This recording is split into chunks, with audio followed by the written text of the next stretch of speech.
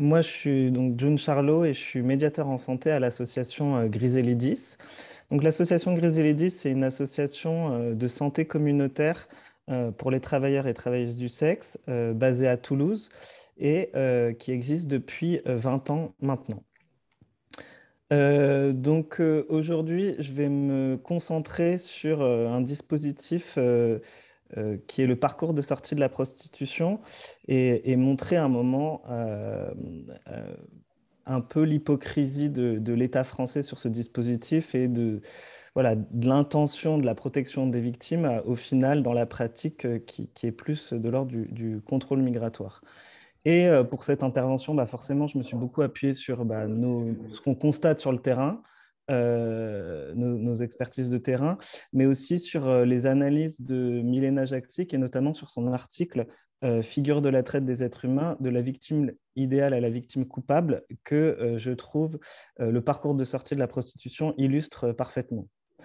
Déjà, pour remettre en contexte ce parcours de sortie, euh, ce parcours de sortie, c'est le volet social de la loi dite de lutte contre le système prostitutionnel qui a été votée le 13 avril 2016. Et donc, la volonté au moment du vote de cette loi était d'inverser la charge pénale, puisque jusqu'au vote de cette loi, il y avait le racolage passif mis en place par Nicolas Sarkozy en 2003 qui réprimait directement les travailleuses du sexe.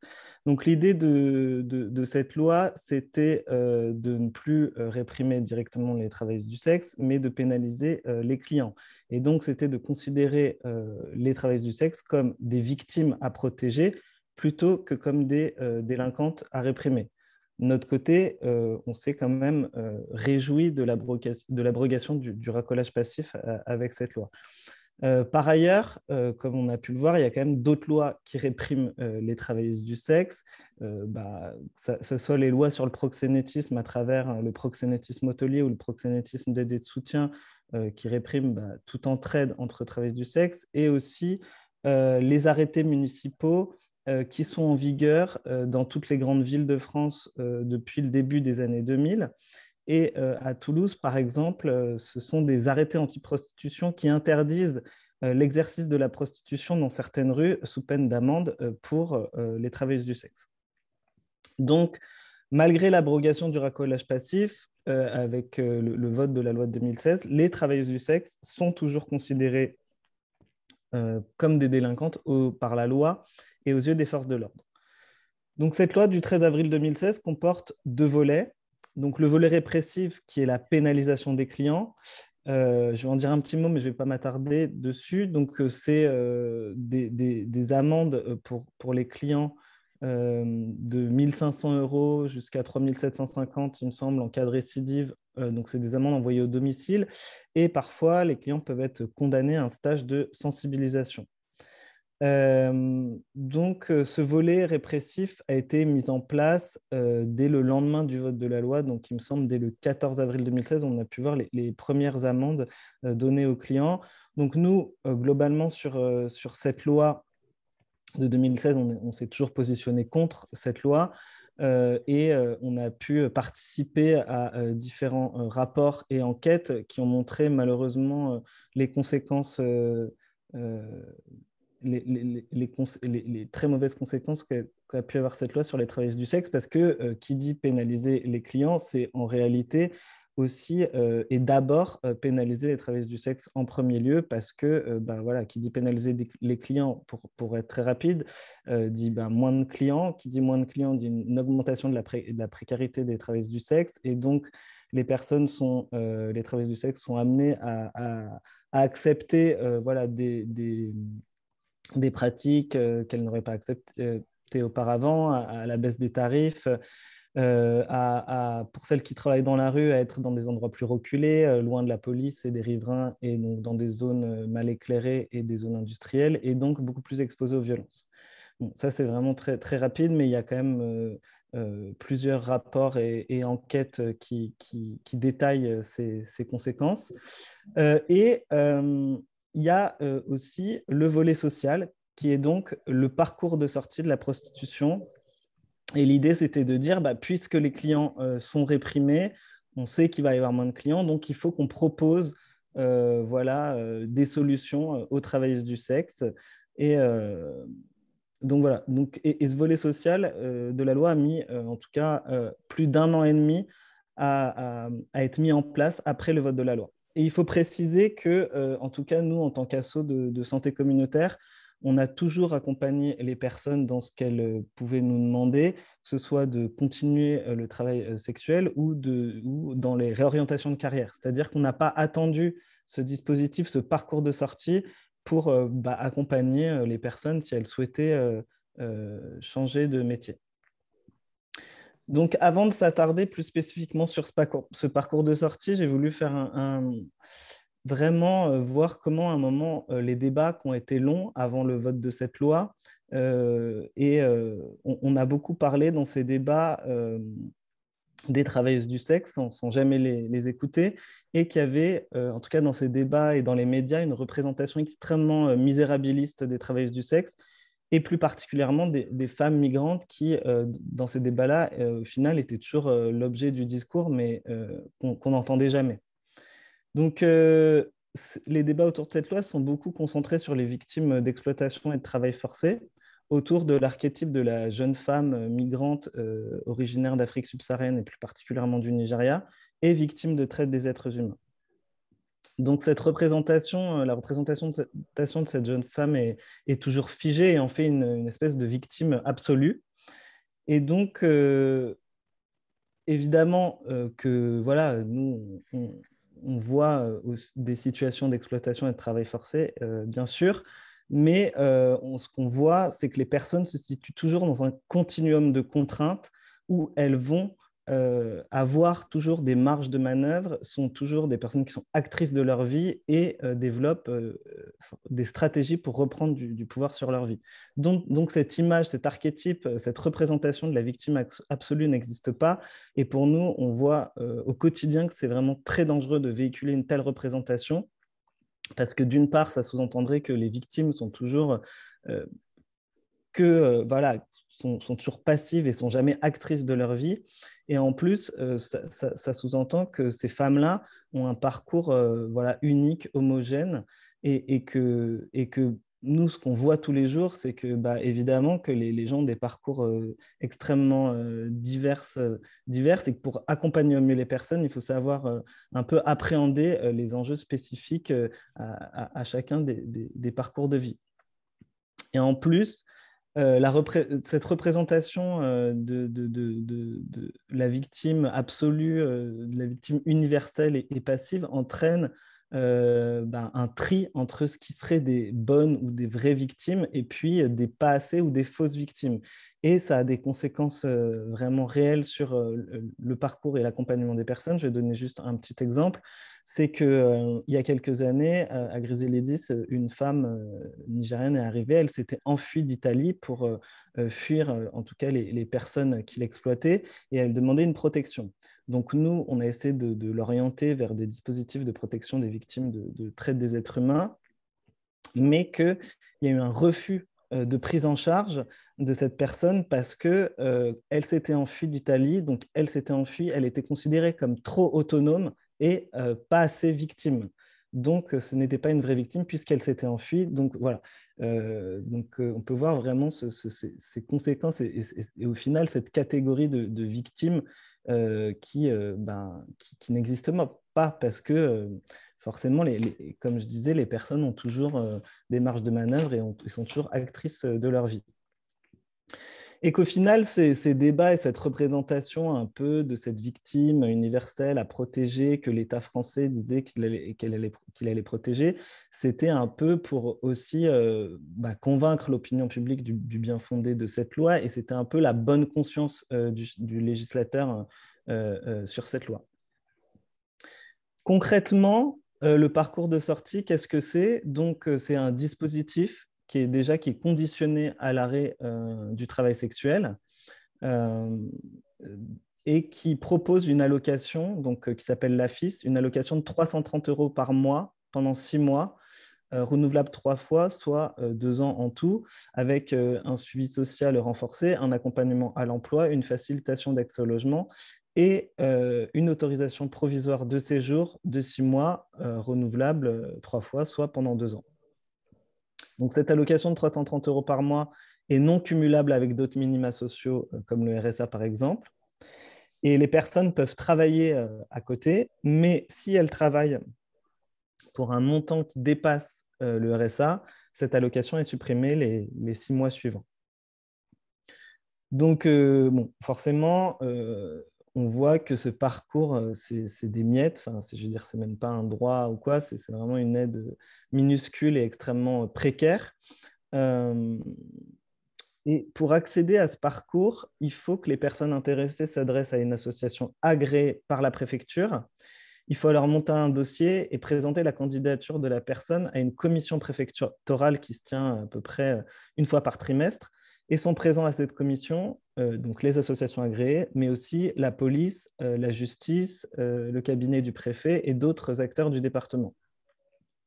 Et donc ensuite, la commission donne un avis sur le dossier de la personne et au final, c'est le préfet qui valide ou pas cet avis et qui a le dernier mot.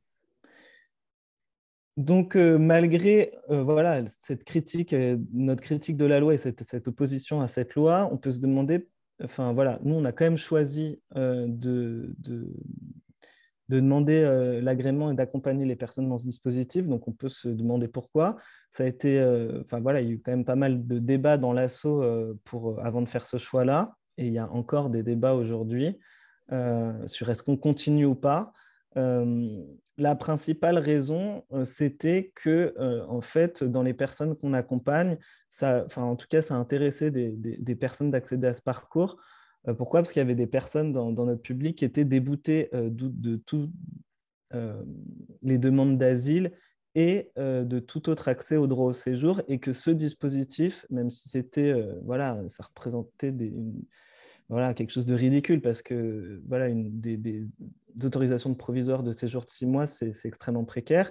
Et même ça, ça intéressait quand même les personnes parce que ça représentait une dernière possibilité, une dernière option d'accès au droit au séjour. Donc, nous, on est agréé par la préfecture pour accompagner les personnes dans ce dispositif depuis 2017, octobre 2017. Voilà. Et donc, le parcours de sortie en pratique, comment ça se passe? Donc, en plus du critère national de l'arrêt du travail sexuel pour accéder à ce parcours, qui est forcément extrêmement discriminant et pas du tout adapté aussi au parcours des personnes, parce que arrêter du jour au lendemain, voilà, et avoir 330 € par mois, je veux dire, on ne peut pas vivre en France, donc voilà. Mais en plus de ce critère-là, chaque département a déterminé d'autres critères supplémentaires d'accès à ce parcours. Par exemple, en Haute-Garonne, il est demandé un acte de naissance certifié pour accéder à ce parcours, qui est un document qui n'est pas demandé pour une demande d'asile. Ce qui pose un vrai problème parce que, en tout cas, pour nous, la quasi-totalité des personnes qui demandent d'accéder à ce parcours sont des femmes nigérianes, et l'état civil nigérian n'est pas du tout fait comme l'état civil français, et un acte de naissance certifié par la police française est extrêmement difficile à obtenir et coûte de l'argent à personne, environ, enfin, plusieurs centaines d'euros, quoi, je crois de 200 à 500 €. Bon, aussi dans la logique annoncée lors du vote de la loi, de la protection des victimes, etc., c'est complètement contradictoire, parce que demander un acte de naissance à des femmes qui sont sur le territoire français, ça veut dire de leur demander de prendre contact avec des intermédiaires au pays et de les payer pour qu'ils s'occupent d'aller chercher ce document. En d'autres termes, et dans les termes plus, on va dire, du gouvernement, c'est en gros leur demander de reprendre contact avec leur réseau d'exploitation. Dans d'autres départements, on sait que, par exemple, les personnes qui ont une OQTF, donc une obligation de quitter le territoire français, ne peuvent pas accéder à ce parcours. Voilà. Et bon, on ne connaît pas forcément tous les critères de tous les départements. Et je ne crois pas que... Alors, il y a de plus en plus de départements qui ont ces commissions préfectorales, mais il me semble qu'il y a encore quand même un certain nombre de départements en France qui n'ont pas du tout de commission. Donc, voilà, on voit bien que dans la pratique, la question de la protection des victimes n'est vraiment plus à l'œuvre et que déjà, l'ensemble des critères ne sont pas du tout uniformisés à l'ensemble du territoire français, ce qui fait que tous ces critères, ben, ça fait le tri entre les personnes qui déjà peuvent postuler pour accéder à ce parcours, quoi. Euh, En plus, au moment des débats du vote de la loi, il y avait, un des arguments du gouvernement, c'était il y avait des millions qui étaient promis pour ce dispositif et le gouvernement avait tablé, je crois, sur 1000 personnes par an qui rentreraient dans ce parcours. Alors, je n'ai pas les chiffres actuels, mais en tout cas, en mars dernier, il me semble que seulement 570 personnes avaient eu accès à ce parcours depuis le début de sa mise en place sur l'ensemble du territoire français. En plus, forcément, de notre côté, on est complètement sous-financé pour accompagner les personnes dans ce parcours, ce qui fait qu'on ne peut pas, voilà, on est obligé de restreindre le nombre de personnes qu'on présente à chaque commission et ce qui fait qu'il y a, voilà, on a des listes d'attente de personnes. Au final, dans ces commissions et dans la pratique de l'accès à ce parcours et à cette soi-disant protection, on voit bien qu'au final, nous, ce qu'on a constaté sur le terrain, c'était que voilà, il y avait beaucoup plus de suspicions qui étaient liées vraiment, voilà, à des politiques et des représentations racistes et sexistes, et qu'au final, on faisait beaucoup plus face à un contrôle migratoire qu'une vraie protection des victimes. Donc, nous, on fait le constat dans ces commissions d'une suspicion permanente envers les personnes qui veulent accéder à ce parcours. Donc, on est bien loin du discours des pauvres victimes à protéger, parce qu'au moment de délivrer des papiers, même s'ils sont provisoires, le statut de ces femmes passe de celui de victime à celui de migrante, et le statut de migrante va toujours primer sur le statut de victime. Et donc, au vu des politiques de fermeture des frontières, des politiques migratoires répressives, le statut de migrante est quand même un statut qui est suspicieux aux yeux des pouvoirs publics. Et en effet, nous, on a pu entendre des remarques lors de la commission de Haute-Garonne, mais on a lu aussi des articles sur celle de Nice, enfin des Alpes-Maritimes, et c'était la peur d'un appel d'air. Qui a été dit plusieurs fois. Et d'ailleurs, lors de la première commission préfectorale en préfecture à Nice, le préfet avait rejeté toutes les demandes d'accès au parcours. Donc, il y avait eu 16 demandes déposées et qui ont toutes été refusées par peur d'un appel d'air. Donc, voilà, c'est cette peur-là, c'est-à-dire l'espèce de peur que ce dispositif soit envahi par des hordes de migrantes non travailleuses du sexe et non victimes qui voudraient profiter de l'accueil de la France, c'est vraiment voilà, sur les représentations extrêmement racistes de l'envahissement des étrangers qui viendraient profiter de la richesse de la France. Donc, voilà, et que dans cette même logique, ces femmes sont toujours soupçonnées dès qu'elles font quelque chose. C'est-à-dire, dès qu'elles sont enceintes, elles veulent l'être pour avoir des papiers. Dès qu'elles ont un conjoint, c'est sûrement leur proxénète, etc., etc., etc. Donc, c'est toujours des remarques, des questions intrusives, voilà. Et par ailleurs, voilà, une fois qu'elles ont accès au parcours de sortie, ces femmes vont toujours se retrouver dans des métiers de ménage ou de garde d'enfants. Et on a pu voir que lorsqu'elles veulent prétendre à d'autres choses, ben, les gens, en gros, dans les commissions, se foutent de leur gueule complètement. Et que, voilà, disons qu'on ne change pas ce truc de la division sexuelle et raciale du travail, et que, au final, les femmes noires migrantes que l'État veut protéger restent cantonnées à des métiers de care, de soins, de ménage qui sont extrêmement précaires, sous-payés et qui ont des très mauvaises conditions de travail. Quand les personnes ont accès enfin à ce parcours de sortie, c'est que pour 6 mois, parce que tous les 6 mois, elles doivent repasser en commission pour renouveler ou pas leur place dans ce parcours. Donc, pour obtenir ce renouvellement, il faut qu'elles montrent des efforts d'intégration, d'apprentissage de français, d'avoir trouvé du travail. Et donc, en sachant qu'elles ont quand même, enfin, pour rappel, qu'elles ont le droit de travailler, mais pas trop, quoi. Donc l'État français, encore une fois, conditionne cette soi-disant protection à des conditions extrêmement difficiles à remplir, voire quasi impossibles à remplir. Voilà. Et à la fin des 2 ans de parcours, pour celles qui sont arrivées au bout, elles ont un rendez-vous en préfecture en vue d'obtenir un vrai titre de séjour d'1 an. Et donc, elles doivent encore montrer voilà, à quel point elles ont appris le français, à quel point elles ont trouvé du travail et qu'elles sont insérées dans la société française.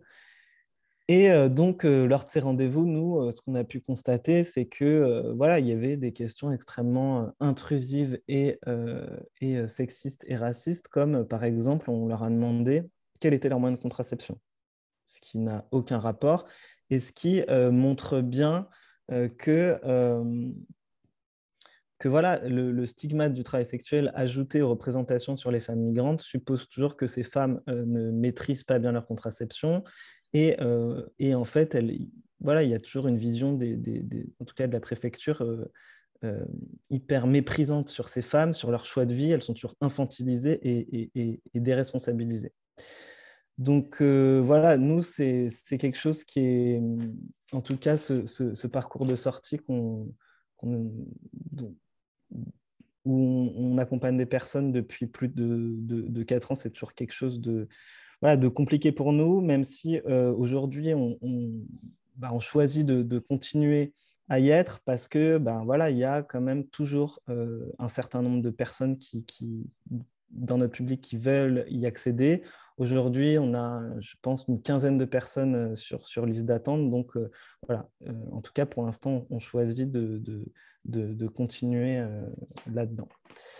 Et je vais m'arrêter là. Merci.